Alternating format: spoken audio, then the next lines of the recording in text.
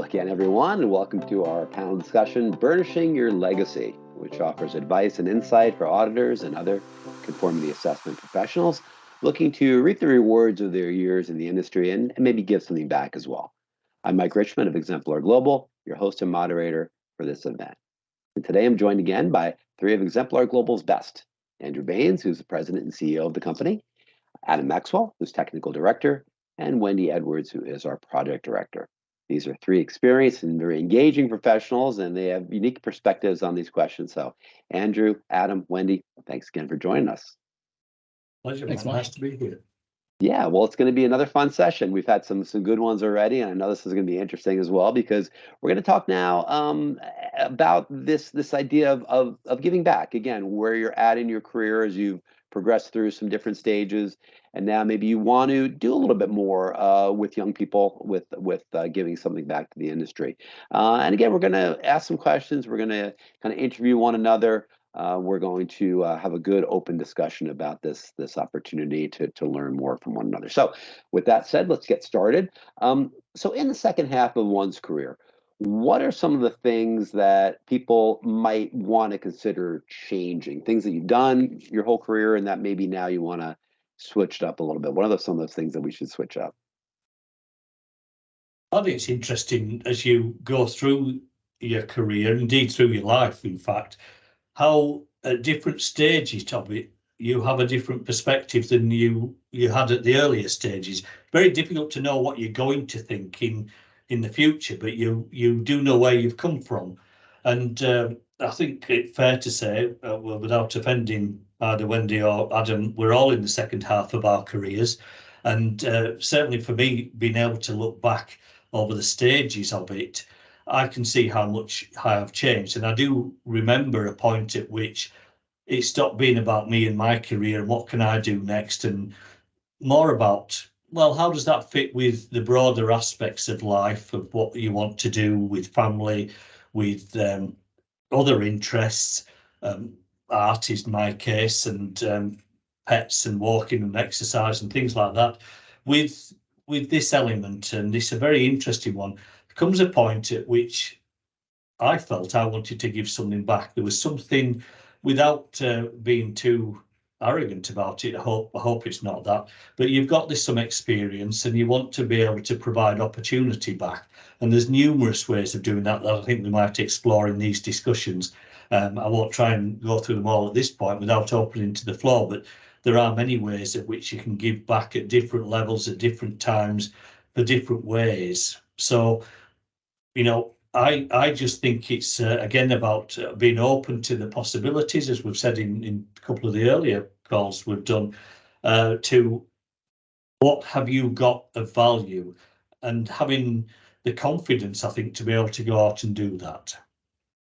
For me, I think in that second half of my career, what did I look to change? I guess with it came a recognition that it wasn't the technical stuff. I think in the first half of my career, I was very focused on understanding the technical stuff and being good at the technical stuff. And with the second half of my career, what changed, I think, was my understanding that it's actually nothing to do with me. It's about the other people I'm interacting with.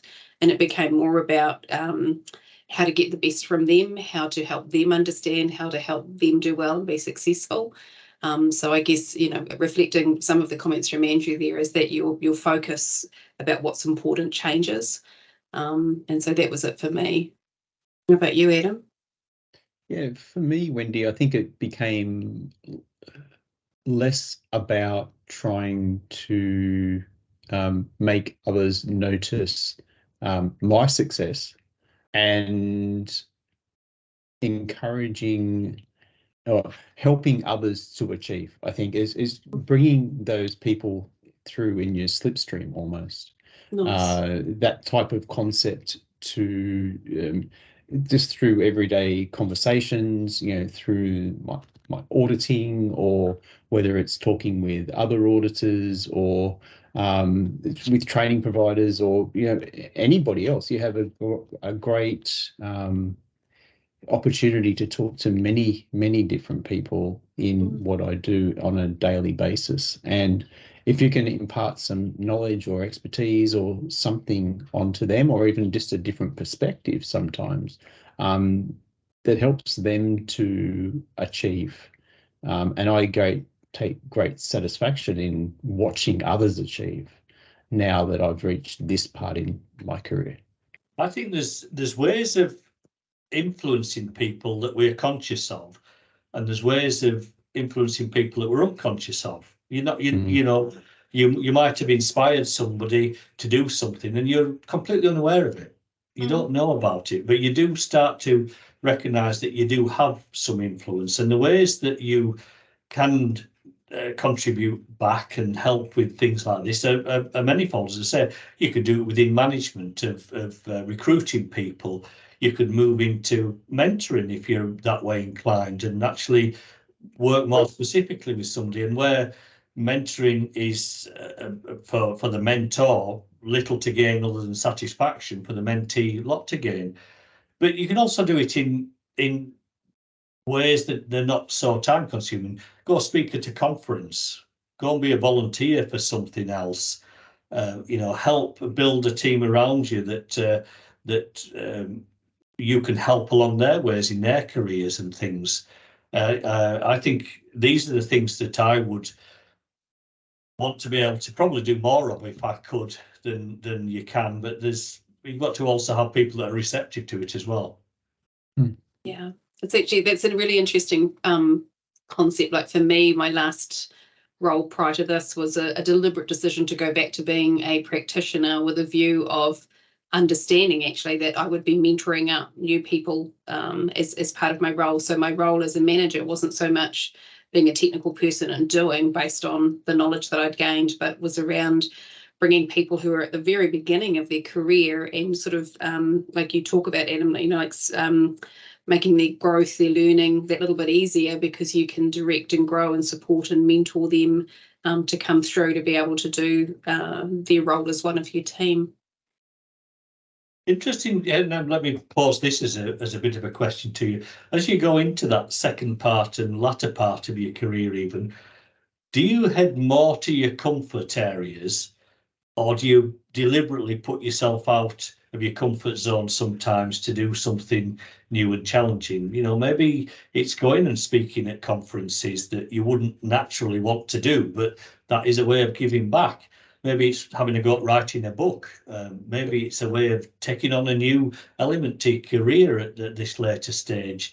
I think it's tempting to sit where your comfort zone is, but it's still refreshing at times that you haven't done everything, and to go into something that you're a little less comfortable with.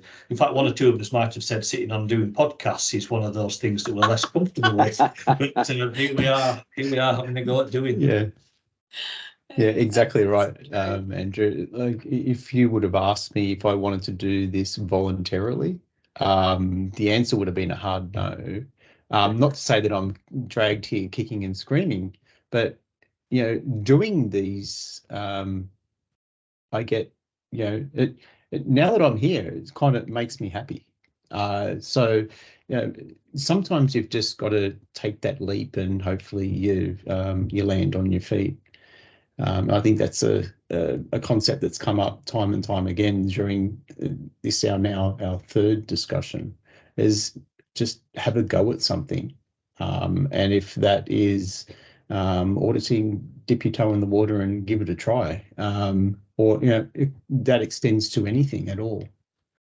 And Adam, I'm glad you said that, because I think that's something that I think about a lot too, is that's why I kind of pose the question this way, is because we want to get ourselves out of our comfort zones. We want to make sure that we shake it up, and we want to make sure that we get everything we can out of our careers, whatever stage it is. But the flip side of the question is also then, if we need to be conscious of shaking things up and not getting too comfortable, what are the things that we need to hold on to, that we should never give up, we should never change because they're working or they're just core beliefs? What are some of those things? Yeah, I think integrity comes high on that list for me personally. Mike and Andrew and Wendy may have also other key words, but I think having a sense of integrity really assists, and not doing anything that undermines that. That's really what anything is built upon, is that people need to be able to know that they can trust you, whether that's with information during an audit, with friends, and with their personal information, whatever the case may be. But I think that that's the first word that comes to my mind. Andrew, what do you think? I think it's a good word. It'd be difficult to disagree with it. I was thinking, as you went to answer that, just being true to myself. It'd be true to yourself, which is much the same sort of thing, I suspect. And you can only do you. Now, that doesn't mean that you shouldn't try and understand yourself and have some awareness and have integrity and so on and so forth. But you are going to be you, and people will judge you on that basis, whatever, like or not like, respect or not respect. Not the title of this, but the subject of this conversation was about burnishing your legacy. And, we do leave a footprint. Well, there's no doubt we do. It might not be a work of arts. It might not be something that makes us famous, but we do leave an impression and a footprint and an effect on people. And I think it's worth aiming to be proud of that when you do it. And if you're not true to yourself, then I suspect you may not be as proud as you would be if you think, well, there you go, I did that the best I could.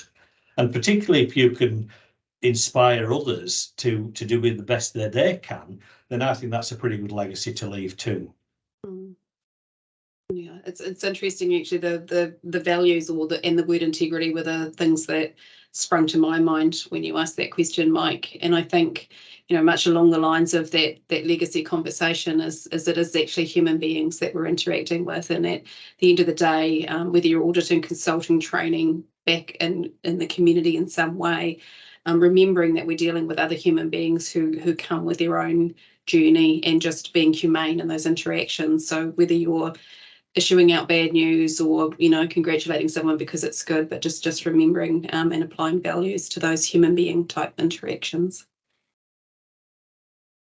And kind of aligned with that question, and thank you for talking about that at length, because I think that was great. And integrity is really the most important thing, I think, for all of us, is that there is a legacy that we all leave behind, and it is primarily, I think, driven through the people that we interact with. This is a people business as much as it's technical as well. And one thing that we always talk about a lot in terms of trying to foster new people coming into the industry is how do we, establish bonds of mentor-mentee relationships. And that's, to me, for those that have had great careers and are having great careers and want to give back, there's a very specific relationship that you can have with a mentee. And I ask the question of many auditors that I interview when we do auditor profiles is, were you mentored? Do you give it back? And inevitably, people that were mentored have many, many more mentees than they've ever been mentored by.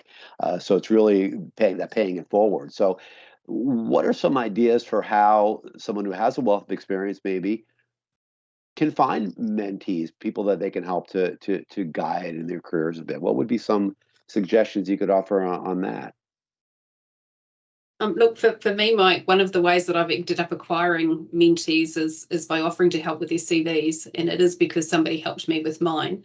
By the time you get to mid-career, trying to talk about yourself is quite uncomfortable, and trying to summarize, what technology what skill sets you have in a way that's meaningful to somebody that perhaps has never met you can be quite challenging. And having somebody assist with that who was much older and much further on in their career really opened my eyes to how important it is to be able to articulate so that you can grow your career and move on. So by volunteering to help others, I've realised that actually that's something that I can offer them. They have skills that they can't articulate and don't realise that they have, but equally it helps them identify where they've got gaps. If they want to go into auditing, for example, or want to be the next senior practitioner, or there's an area of learning that they need, it helps them articulate what experience or learning they might need for their CV to look stronger, to help them take that next career step.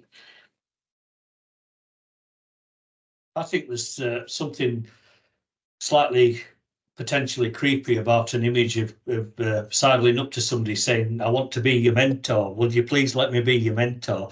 I'm not sure how it would work sometimes. I think it's more fortuitous as a relationship that comes along and sort of happens. I'm not sure I would ever say I've had a mentor, but there are certainly a number of people, a small number, I would say, but a number of people that inspired me, that it wasn't out of them sitting down and saying, let me teach you something.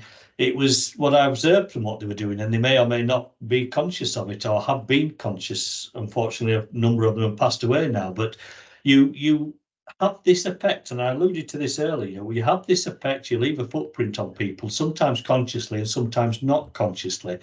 And not far from the point we were just talking about in terms of integrity and being true to yourself, for me, is one of having a general awareness that you are impacting people anyway. Now, if somebody wants to seek further guidance and support from you, great, that's lovely. And it's a nice thing to sort of explore, whether you do it formally or informally, that's fine. And if you have a particular wish to go off and volunteer as a formal mentor, I think that's wonderful too. I think that's a really worthwhile thing to do. But I don't think we should forget that we are actually having that effect on people anyway. I'm fortunate enough to be the president and CEO of this little organisation, and I know that people that interact with us, on staff or otherwise, see this title and think you are something. They don't just see Andrew, the little lad that used to run around in the playground. They see a title. And so I think it's incumbent on Andrew, the little lad in the playground, to be aware that you're having an effect on people and make that as best effect as you could. Do you get it right all the time? No, not at all. But it's well intended. Yeah, and for me, Andrew and Wendy, Mike, there hasn't been any formal mentors, but I've taken great cues from managers as I was coming up through the ranks, that I really enjoyed their style, or the relationship that I had with those people that I've been fortunate enough to have in my career as I've moved forwards. And I've taken bits and pieces out of those individuals and tried to emulate those in the way that I interact. So that's at that level. But I've also had the opportunity to work within some pretty great organizations, and how those organizations also operate and have relationships with other organizations, to the extent where they're operating almost within an ecosystem, and only if both organizations are successful can the entire whole be successful. So I've taken snippets of learnings out of both that organizational level and the personal level to arrive at where I am today. So no formal mentors, but that's the informal and just remaining open to the environment has helped me to become the person I am. I think also you can learn from what not to do. You've seen people that have been a poor manager or a bad role model or whatever it might be. So you can learn from that too. And again, being conscious of your influence on people, positive and negative, I think has a relevance in here as well. And nobody goes out to do that deliberately. Of course they don't. But you know, if we're conscious of this self-awareness that we've talked about already previously, and indeed the consultancy is also about this to some extent, and that could be a personal consultant, effectively what a mentor is. I've certainly found it easier in life at times to give other people advice, and maybe that's consistent with being an auditor, than perhaps taking other people's advice to me. It's sometimes easier to see what other people could do.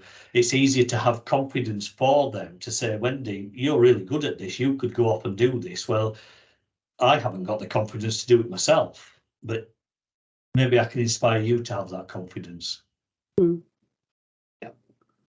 I want to switch gears a little bit, because I have to admit I have a pet peeve, and that's this idea that young people are great at technology, and people that are a little further along in their careers are terrible at it. And there's this idea out there that has got some currency, and I have to say I think it's not true, but I think it also does that fallacy is taking root a bit. I think people kind of come to a point in their career where they're like, well, I can't, I don't do that, or I don't want to learn that, or I don't need to. I'm just not good at technology. But I'd like to maybe put a pin in that a little bit and pop that myth, because I think that that's a limiting belief, that because we have to, right? We have to all live in a technological world. We have to live with the technology. We have to make it work for us. We don't want to work against it.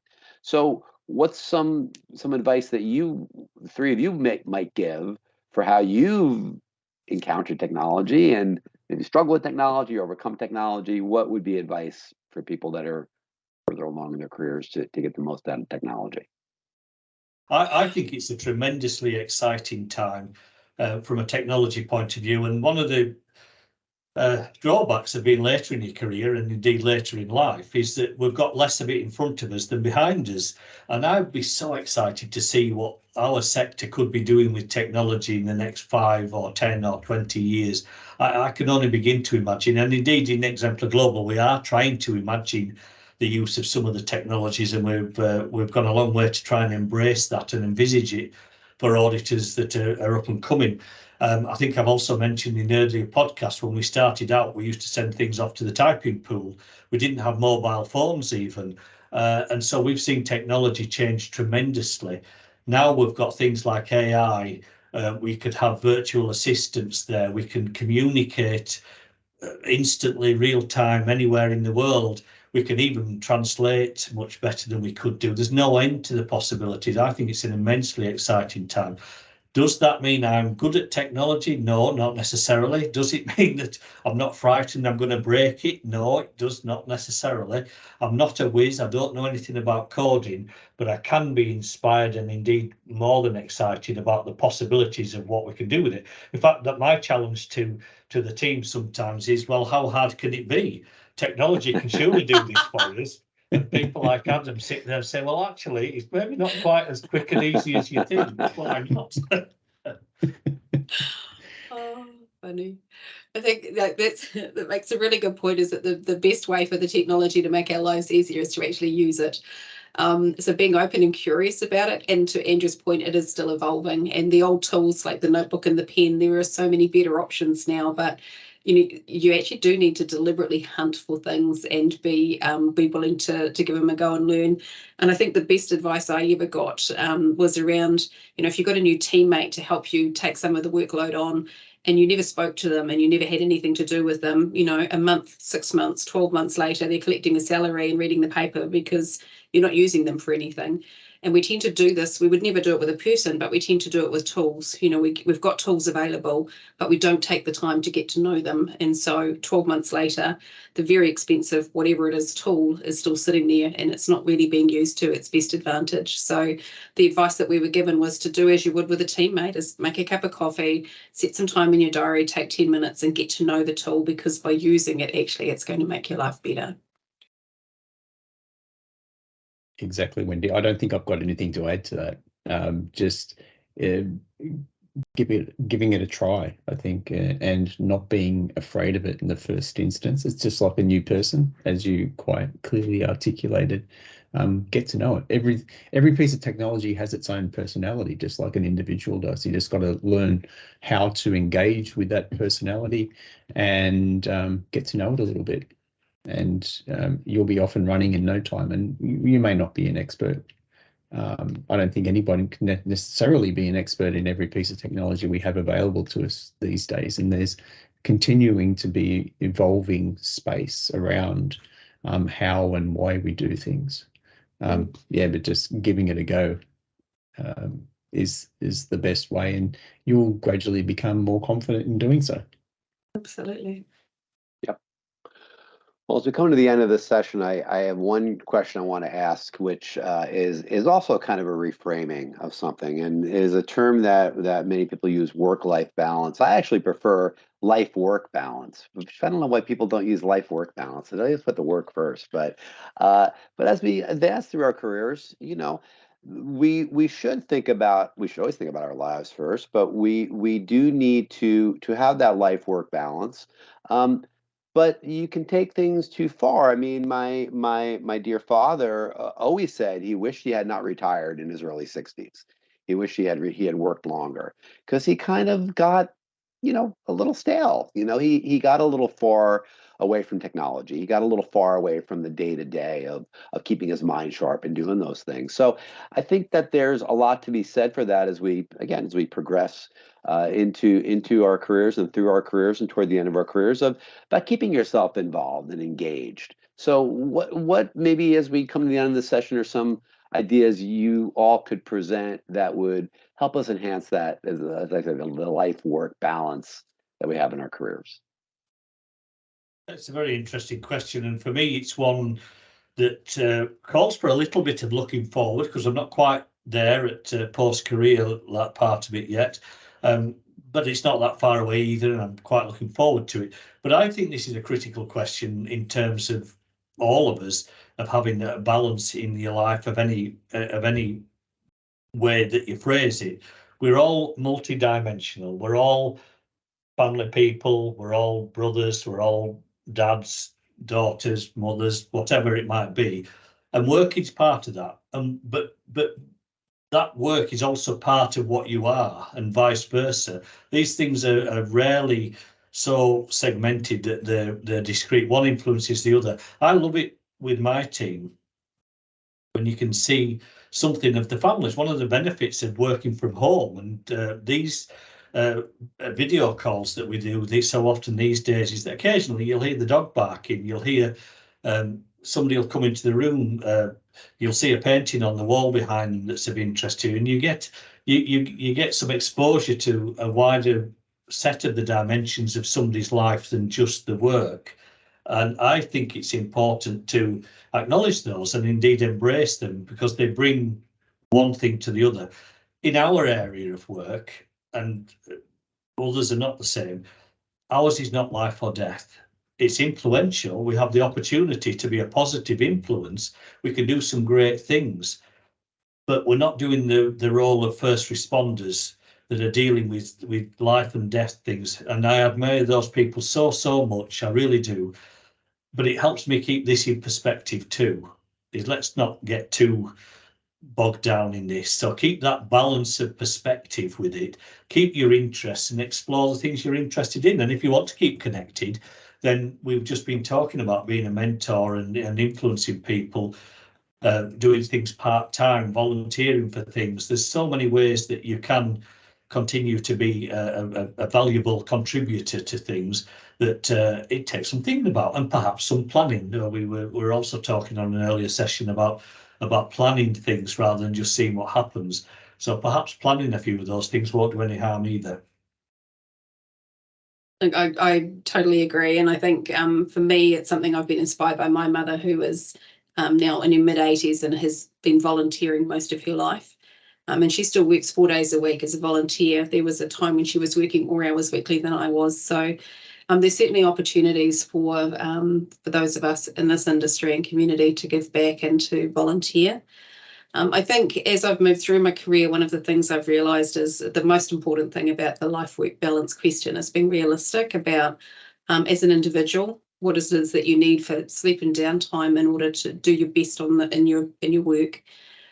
So for me, others on the call will be familiar that, if I'm sleep deprived, I'm not as sharp or well behaved as I should be. And so if I'm out auditing, I know that, I'm not going to be doing my best for the customer. So for me, it's around just being realistic about my hours versus my work time. And that certainly means for me anyway, a little bit more life, a little less work. What about you, Adam? Interesting. I wrestle with this all the time about the work-life balance, or as Mike says, life-work balance. It is a challenge, and I've looked forward to what I will do in the next phase of my life. And I really can't see myself doing, maybe scaling back a little bit, but retiring I don't think is appealing to me, because I take great pleasure in making a difference to people's lives, interacting with people. If you were to take all this away, all the positive interactions, the engagement, learning new things, what are you left with?